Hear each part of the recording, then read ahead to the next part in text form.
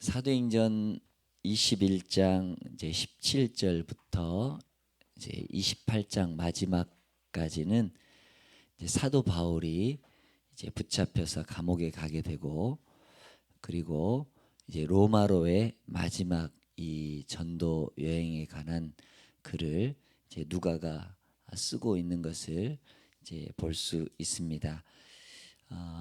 바울의 마지막 그 사명은 땅 끝까지였죠. 이제 로마로 합성해 가는 이 사도 바울의 모습을 이제 사도행전 마지막으로 이제 2주간 살펴보면서 이제 사도행전을 잘 정리해 나갈 것입니다. 자, 오늘은 사도행전 21장 17절부터 보는데, 자, 에루살렘에 이르니 아마 3차 전도여행을 마치고 오순절 전에 도착했을 가능성이 있습니다. 사도행전 20장 우리 16절에서 오순절 전에 이제 예루살렘에 도착해야 되겠다는 그런 마음을 가지고 있기 때문에, 자, 그런데 형제들이 우리를 기꺼이 영접하거늘, 기꺼이라는 말은 아주 기쁜 마음으로 받아들였다라는 이야기입니다. 형제들이라는 단어에 여러분들 밑줄을 한번 그어주셨으면 좋겠고요. 그 이튿날 이제 하루를 자고 그 이튿날 바울이 일행이 있었죠. 그리고 목적은 이 유럽 쪽에서 세워진 이 교회들이 이 예루살렘 유대인들에게 돕기 위한 헌금을 가지고 있었다. 어제 제가 말씀드렸죠. 그리고 아마 그 헌금을 전달했을 것입니다.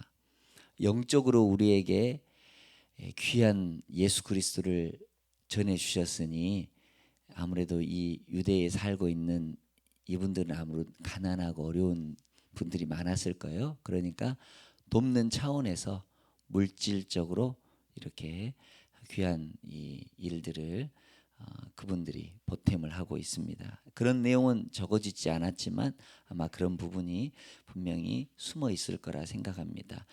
바울이 우리와 함께, 아마 바울의 전도 일행들을 말하는 거죠.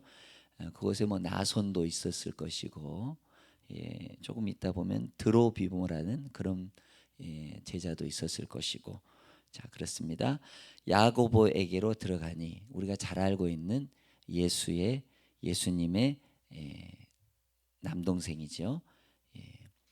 예루살렘 교회의 이렇게 어른, 아마 이렇게 지도자급 이렇게 되어 있습니다. 베드로와 약간은 이제 다른, 베드로가 뭐 예수님의 수제자였지만 예루살렘에서는 야고보가 어른입니다. 그리고 장로들도 다 있더라. 예루살렘 교회 지도자분들이 많이 있었다라는 겁니다. 그리고 19절 아주 중요한 말인데, 바울이 문안하고, 그리고 우리 밑줄 친 그 부분이 하나님이 자기의 사역으로 말미암아 이방 가운데서 하신 일들을 낱낱이 말했다라는 겁니다. 이 짧은 문장에서 우리는 중요한 부분을 우리는 이렇게 캐치해 내야 됩니다. 자, 바울은 아마 3차 전도 여행에 대한 이 내용들을 자세하게 이야기를 했을 것입니다. 여러분들이 3차 전도 여행하면 떠오르는 것들이 많이 있죠. 뭐 고린도, 에베소, 그리고 뭐 데살로니가 교회, 뭐 여러 교회들이 세워진 그런 이야기들이 있을 것입니다. 자, 그런데 바울은 내가 다니면서 복음을 전하고, 내가 몇 사람에게 전하고, 내가 몇 사람에게 세례를 주고, 어느 교회를 세우고, 이렇게 보고하지 않았다라는 겁니다. 하나님께서 교회를 세우셨습니다. 하나님께서 이런 귀한 일들을 하셨습니다. 하나님께서 이 사역의 주인공이십니다. 그러니까 오직 하나님이 하셨다라고 사도 바울은 이야기를 하고 있는 것입니다. 사도행전의 주인공이죠. 성령을 주신 분도 하나님, 그리고 이 귀한 복음을 가능하게 하신 분도 하나님, 교회를 세우신 분도 하나님, 나의 나 된 것은 다 하나님의 은혜다라고 고백을 하고 있는 것입니다. 그러니까 반응이 어떻습니까? 20절 그들이 듣고 하나님께 영광을 돌렸다라는 겁니다. 이 대목이 너무나 중요한 것이겠죠. 예. 자기 자랑이 아니었다라는 겁니다. 내 자랑이 아니었다라는 겁니다. 예. 그러니까 고린도전서 10장 31절에 너희는 먹든지 마시든지 무엇을 하든지 다 하나님의 영광을 위해서 하라. 예. 맞죠? 예, 그렇습니다. 예. 오직 하나님께 영광. 자, 이 부분에서 여러분들 느껴지는 부분이 어떻다고 생각해 보십니까? 여러분들 인생의 순례길을 다 마치시고 하나님 앞에 가서 뭐 보고라고 하기에는 좀 그렇지만 하나님에게 내가 이렇게 살아왔습니다. 이거 보고해야 되지 않겠어요? 10대, 20대, 30대 이렇게 놀다가만 왔습니다. 예, 세상 참 재미있더군요. 할 말이 없어요. 하나님 앞에 뭐 보고할 게 없어. 그러면 여러분들 그거 뭔가 이상하지 않겠어요? 예, 내가 하나님의 목적을 따라 이 땅에 왔는데 80살 동안 나는 이런 일을 주님을 위해서 하고 왔습니다. 이런 간증거리들이 있다면 얼마나 기쁜 일 아니겠어요? 예, 그냥 나는 이렇게 먹다가 왔습니다. 놀다가 왔습니다. 예, 자다가 왔습니다. 애기 키우다가 왔습니다. 연애하다가 왔습니다. 돈 벌다가 왔습니다. 싸움하다가 왔습니다. 다투다가 왔습니다. 미워하다가 왔습니다. 이런 얘기 하나님이 들으시고 싶으시겠습니까? 내가 이렇게 예수님 뜻대로 했더니 하나님이 이렇게 역사를 하셨습니다. 이거는 내가 한 게 아니라 하나님이 하셨습니다. 그렇게 하나님께 영광 돌린다면 하나님 너무 기뻐하지 않겠어요? 그리고 아마 옆에서 아브라함도 듣고 모세도 듣고 바울도 듣고 아볼로도 듣고 바나바도 듣고 베드로도 듣고 다 들을 만한 이야기가 돼야 될 텐데 들으나 마나한 소리 가지고 하나님 나라 가시겠습니까? 저는 이 부분에 있어서 우습기도 하지만 이거 제대로 살아야 되겠다. 하나님 앞에 감사할 거리, 간증거리, 하나님 앞에 정말 귀한 이야기를 나눌 이거를 가지고 가지 않는다면 정말 헛산 것입니다. 유구무원이 되지 않을까. 근데 이건 참 무서운 얘기일 수도 있습니다. 그죠? 자, 사도 바울이 이렇게 전도 여행을 보고를 하니까 그들이 다 영광을 돌렸다. 얼마나 귀합니까? 그러면서 바울에게 호칭을 하고 있죠. 어떻게 호칭을 하고 있죠? 형제여. 그래서 제가 1절에 형제들이라는 단어에 밑줄을 끌으라는 겁니다. 형제여. 이 말은 뭐예요? 예루살렘에는 유대인들에게 복음을 전한 이 지도자들이 있습니다. 사도들이죠. 그 중에 예수님을 보았고 예수님과 같이 전도 3년 동안의 공생의 일을 했던 분들이 있었을 겁니다. 그러나 보지 않고 그냥 야고보에게 베드로에게 들었던 그런 제자들도 있을 것입니다. 형제라는 말은 우리들은 유대인들에게 복음을 증거했습니다. 형제된 사도 바울은 유대인 아니라 이방인들에게 우리가 해야 되는데 당신이 그 일을 귀한 일을 했습니다 라는 동질성을 부여해 주는 것입니다. 무슨 말인지 아시겠죠? 이건 너무나 귀한 일이죠. 여러분들 생각해 보세요. 나는 남자다. 너는 여자다. 나는 밖에서 돈을 벌고 있다. 너는 지금 돈을 쓰고 있다. 누가 더 잘났냐? 그러면서 이런 마음을 가지고 한 가정에서 산다. 그건 불행한 일 아니겠어요? 예? 그죠? 예. 점심 때 구내 식당에서 밥을 드시는 분들은 누굽니까? 남자들이죠. 점심 때 좋은 식당에서 밥을 드시는 분들은 누구십니까? 정금석 집사님.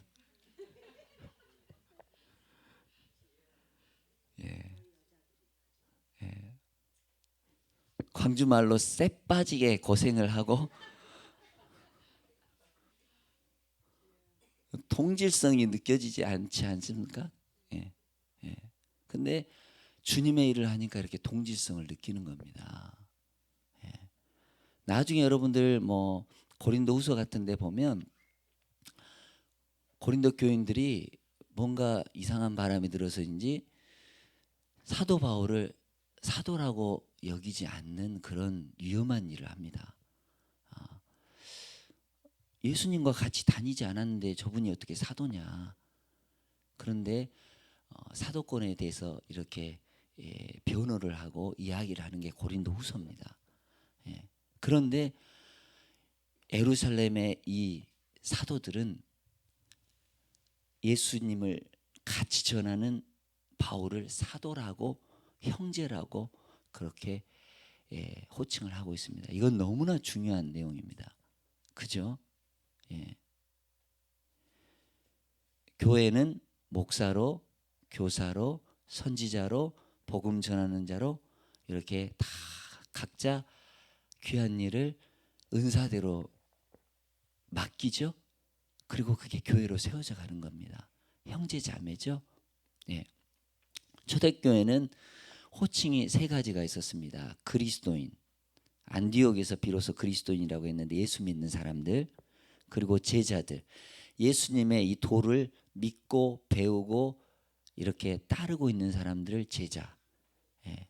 그 다음 형제. 예. 세 가지 호칭으로 불렀습니다. 예. 저는 제가 이 호칭을 부른다면 형제가 좋은 것 같아요. 예. 예. 세상 사람들은 교회 오면 자매님, 형제님 하는 게 참 이상하게 들릴 거예요. 그죠? 야, 왜 형제인가 자매인가? 근데 우리 뭐 고등학교 때 형제님, 자매님 하면 뭐 자연스럽잖아요. 예. 우리가 남이가 이 말은 너무나 좋은 말 같아요. 형제같이 느껴지죠. 근데 이거는 지역주의를 조장하는 아주 나쁜 말입니다. 예. 선거 때만 되면. 그죠? 예. 형제의식 너무나 중요합니다. 예. 자, 이제 이렇게 공동체가 되었습니다. 예. 그런데 야고보가 무슨 얘기를 해주냐면 유대교를 믿는 수많은 사람들이 사도 바울 당신이 전한 이 복음을 왜곡하고 있습니다. 잘못 오해하고 있습니다. 예. 율법의 열성을 가진 이런 사람들이 복음을 전하는 당신을 대단히 미워하고 있습니다. 이유는 뭐 모세를 배반했다, 할례를 행하지 말라고 했다, 관습을 지키지 말라고 했다. 이거는 다 잘못된 거죠. 예. 이렇게 오해를 하면 안 되는 거죠. 교회 안에서도 가정 안에서 이렇게 오해가 생기면 큰일이죠. 근데 그것이 진짜인 것처럼 알고 목숨을 건다면 이거는 더 큰일 아니겠어요? 그죠? 그래서 이 어려운 부분을 잘 이렇게 풀기 위해서 어떻게 하느냐? 야고보가 하나의 방법을 가르쳐 주는데 이 이제 뭐 읽어보면 결례를 행하고 이 결례를 행하고 결례를 기간이 만기되었다 이런 표현이 되고 있는데 그 부분은 뭐냐면 하나님의 법을 어겨서 혹시 부정한 일을 했거나 또 이 잘못된 일을 했을 때 이거를 정결하게 하는 예식입니다. 그죠? 이게 보통 7일 또 길게는 한 달 이렇게 되어 있습니다. 이거를 네가 해라. 그러면 유대인들이 오해했던 것들이 혹 이 다르게 생각할 수도 있겠다. 그러면서 뭐 머리를 깎는 거, 결례 행시, 뭐 행하는 거, 이게 이제 20절 이후부터 26절까지 나오고 있죠. 자, 그렇게 결례 기간이 만기된 것을 신고했다. 아무런 이제 율법이나 다른 것으로 이 걸고 넘어질 게 없게 되었죠. 자, 그런데 27절에 그 이래가 거의 참회, 이제 결례 기간이 다 마무리가 되었다는 거예요. 그런데 문제가 아시아로부터 온 유대인들, 이 사람들이 어떤 사람입니까? 교회를 세우는 곳곳마다 방해를 하고 회방을 하고 소동을 일으켰던 이런 사람들 아닙니까? 자, 그리고 이 사람들이 성전에서 바울을 보고 무리를 충동하였다라는 겁니다. 예. 그래서 막 이렇게 바울을 붙잡아서 특별히 또 에베소 사람 드로비모, 이방인이죠. 예. 성전에는 이방인들이 들어올 수 있는 공간과 그렇지 못할 공간이 구분이 되어 있거든요. 예. 그런데 이 이방인이 들어온 걸로 오해를 삼고 사도 바울에게 아주 못된 짓을 하고 있는 것을 보고 있습니다. 그래서 소동을 일으키죠. 그리고 달려와서 바울을 잡아서 성전 밖으로 끌고 나가서 문을 닫았습니다. 예. 뭐 사도 바울은 이러한 경험을 여러 차례 해봤기 때문에 뭐 마음이 상하지는 않았을 거라고 생각하지만 실질적으로 예루살렘에 와서 이런 일을 겪으니까 얼마나 마음이 더 아팠겠다라는 생각을 해볼 수 있겠죠. 그런데 이러한 소동이 일어나고 요란하다는 소문이 누구에게 들립니까? 천부장에게 들리죠. 예, 그리고 천부장이라는 단어가 이제 그 이후로 계속 해서 나오고 있습니다. 예, 그러면서 이렇게 계속해서 체포를 당하고, 그런데 하나님께서 기막히게 이 천부장을 통해서 보호를 주고 있죠. 이 천부장은 어떤 사람이냐? 그때 당시 예루살렘의 치안을 담당하는 사람입니다. 높은 자리에 있는 사람이죠. 예, 1,000명의 군인들을 통솔할 수 있는 아주 영향력 있는 사람입니다. 예, 이 군사의 힘이 막강하죠. 자, 그래서 결국 하나님께서 저는 보호하고 있는 것을 저는 볼 수 있다라는 겁니다. 그러면서 33절에 보니까 바울을 잡아서 두 쇠사슬로 결박하라. 결박을 당하게 되죠. 예, 어제 우리가 말씀 읽었죠. 예, 유대에서 올라온 아가보라는 선지자가 바울의 이 띠를 가지고 수족을 이렇게 매 가지고 이 임자는 결박당한다. 근데 그대로 예언이 이루어졌죠. 자, 결박을 당하고, 근데 이거는 보호라는 차원입니다.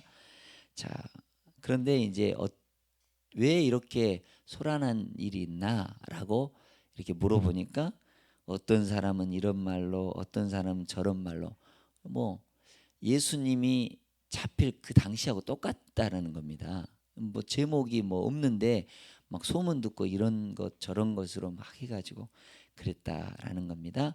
그러면서 이거를 제대로 알기 위해서 영내, 그러니까 이 군인들이 거하고 사법권이 이렇게 발동되는 곳으로 안전하게 데리고 갔다. 그러면서 바울이 층대에 이를 때 막 이렇게 소란하니까, 더 소란하니까 이 군사들이 어떻습니까? 들려갔다. 군사들 틈에 이렇게 보호받으면서 올라갔다. 그러면서, 그런데 백성들은 계속해서 외치면서 막 안달이죠. 참으로 안타까운 그런 부분을 우리는 볼 수가 있습니다. 자, 37절에서 마지막 절까지는 바울과 천부장의 대화죠. 그러면서 바울이 천부장에게 내가 이야기를 할 수 있느냐? 그러니까 이 천부장은 어떤 말을 썼던 것 같아요? 헬라 말, 외국 말을 쓰고 있었던 것 같아요. 히브리 말을 쓸 수가 없었던 사람 같아요. 그러니까 사도 바울은 어떻습니까? 저 다소 출신이기 때문에 당연히 헬라 말도 잘하고 히브리 말도 잘하고 외국어에 능통했던 것 같아요. 그래서 이렇게 자기가 이야기를 하게 되죠. 그러면서 이 천부장이 혹 네가 이 예전에 자객 4천 명을 거느리고 광야에 가던 애굽인이 아니냐? 이 말은 뭐냐면 유세푸스가 성경에 기록하기를 AD 54년경에 이런 반란이 있었다라고 기록하고 있습니다. 뭐 선동해 가지고 자기가 선지자라고 하면서 선동해서 약 4만 명의 이런 사람들을 따르게 하고, 그리고 이 자객 아주 칼을 쓰는 사람들을 얘기하지 않습니까? 이런 사람들 4천 명이니까 대단한 숫자 아닙니까? 이런 일들. 뭐 그런데 이 천부장은 어떻습니까? 보호하고 소란과 이런 밀란이 나지 않도록 이런 이 하는 그런 사람 아니겠어요? 치안 책임자 아니겠어요? 자, 그런데 여기 보니까 이 천부장의 이름은 나중에 보시면 사도행전 23장 26절에 보니까 글라우디아 루시아라는 그런 사람으로 누가는 기록하고 있습니다. 자, 그런데 바울이 그런 얘기를 하죠. 나는 그냥 소읍, 작은 이 읍 정도에 사는 사람이 아니라 나는 다소시의 시민이다. 이 말은 로마 이 관할 하에 있는 이 시민으로서 로마 시민권자다라고 이야기를 합니다. 이 부분에 있어서 사도 바울이 그냥 위축되거나 뭐 막 두려워하거나 그러는 게 아니라 당당하고 정당하고 떳떳하다라는 것을 이야기를 하고 있는 것을 볼 수 있죠. 그런데 우리나라에 오신 외국인분들 생각해 보세요. 그러면 우리는 그냥 지갑에 주민등록증 이렇게 쉽게 가지고 있잖아요. 근데 이분들이 우리나라에 왔을 때 비자를 받았잖아요. 뭐 1년짜리든지 2년짜리든지. 그러면 이게 또 연장하고 해야 될 거 아니에요. 우리는 뭐 해년마다 뭐 구청에 가서 비자 연장받고 뭐 우리 주민등록 연장받고 그런 수고 안 하잖아요. 근데 이분들은 그거 해야 돼요. 그런데 이 기간이 지나가면 어떻게 되겠어요? 연장을 안 받으면 어떻게 되겠어요? 이분들 추방당해야 되죠. 얼마나 어렵겠어요. 우리는 주민등록증이 있으니까 뭐 병원에 가도 쉽게 의료보험 혜택도 잘 받고 그런 거잖아요. 그런데 외국인들은 그러지 못한다는 거예요. 그런데 사도 바울은 로마 시민권자다는 겁니다. 이거는 아주 대단한 특별 대우를 받을 수 있는 겁니다. 그죠? 그렇게 이야기를 하는 겁니다. 그러면서 이제 말을 할 수 있도록 허락을 요청을 하죠. 그러니까 로마 시민권자이기 때문에 믿고 이야기를 하는데 히브리 말로 이야기를 하고 있죠. 저는 이 부분에 있어서 여러분 어떤 이 말씀을 한번 생각해 볼 수 있을 것 같아요. 어떻든 사도 바울은 복음을 증거하려고 최선을 다하고 있다라는 겁니다. 자기를 죽이려고 하는 유대인들에게 예수 그리스도를 증거하고 싶은 이 마음이 있었다는 거예요. 22장은 예수님을 만난 간증을 이야기하고 있잖아요. 내일은. 그러니까 사도 바울은 자기가 결박당하는 이 순간에도 예수 그리스도의 복음을 증거하려고 노력했다라는 겁니다. 무슨 말인지 알겠어요? 이 단어라는 이 히브리 말로 이야기를 하려고 하는 사도 바울의 의도는 예수 그리스도 증거하는 거예요. 예수로 충만해 있다라는 겁니다. 그죠? 여러분들 몸을 딱 만지면 예수 이렇게 돼야 돼요. 찌르면 예수 이렇게 돼야 돼요. 무슨 말씀인지 아시겠어요? 그런데 예수 이야기를 안 하고 딴 얘기를 하고, 예. 사도 바울은 이런 지경에도 예수를 증거하려고, 예수를 가르쳐 주려고 얼마나 노심초사. 자기가 결박당할 줄 알고 죽을 줄 알고 여기 온 이유는 뭡니까? 예수 증거하기 위해서. 예. 예수가 생명이 있기 때문에, 예수가 영생이기 때문에, 예수가 복음이기 때문에. 할렐루야.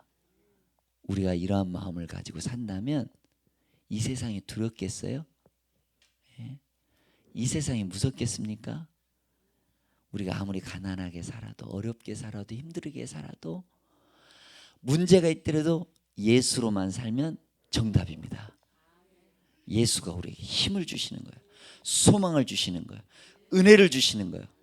예.